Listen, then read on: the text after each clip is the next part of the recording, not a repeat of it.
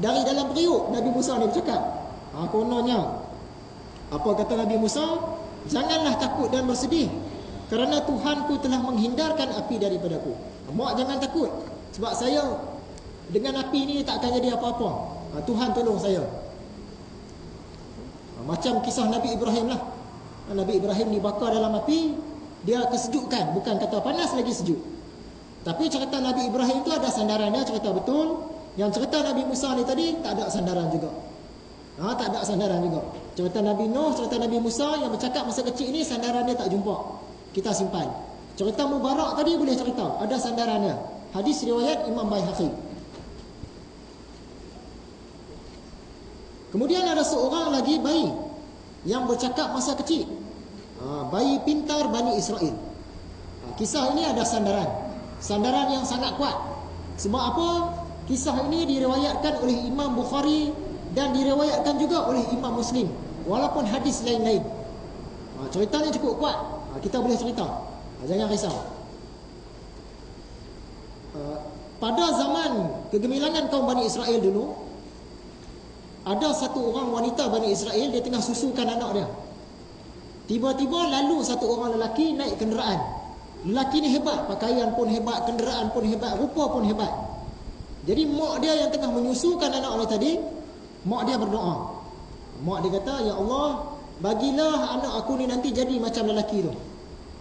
Tiba-tiba budak kecil ni tadi dia lepaskan susu, dia pula bercakap. Kata, "Ya Allah, janganlah jadikan aku macam lelaki tu." Mak dia terkejut, budak ni boleh bercakap. Lepas tu pula, lalu pula satu orang hamba perempuan. Hamba perempuan ni dia kena kejar dengan orang pukul dia. Kenapa orang pukul? Dia ni dituduh berzina dan mencuri. Jadi pada pandangan mata kasar kita, hamba perempuan ni berzina dan mencuri lah. Ramai orang duk pukul dia.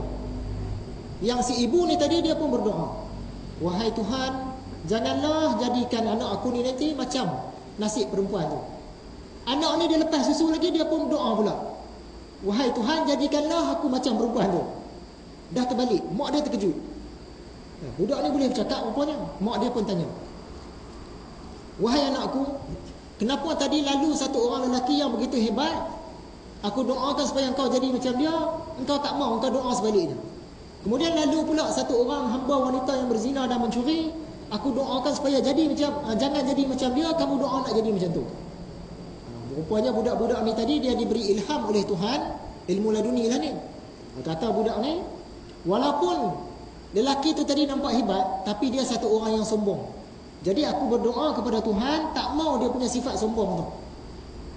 Betul lah budak ni. Yang perempuan tu pula tadi, perempuan ni dituduh berzina dan mencuri. Tapi sebenarnya dia tu difitnah.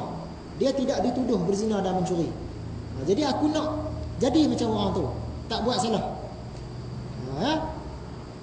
Jadi betul lah budak ni tadi, doa dia betul, doa mak dia salah. Cerita bayi pintar Bani Israel ini sandarannya daripada hadis Bukhari dan hadis Muslim.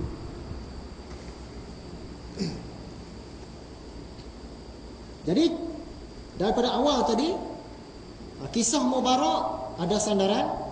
Kisah Nabi Nuh disorokkan dalam gua, tak ada sandaran, tak jumpa lagi. Kisah Nabi Musa disorok dalam periuk, bercakap masa kecil, tak ada sandaran juga. Kisah bayi pintar bercakap masa kecil, ada sandaran. Kisah Mubarak dengan kisah Bani Israel boleh ceritalah. Kisah Nabi Nuh, Nabi Musa tak boleh cerita.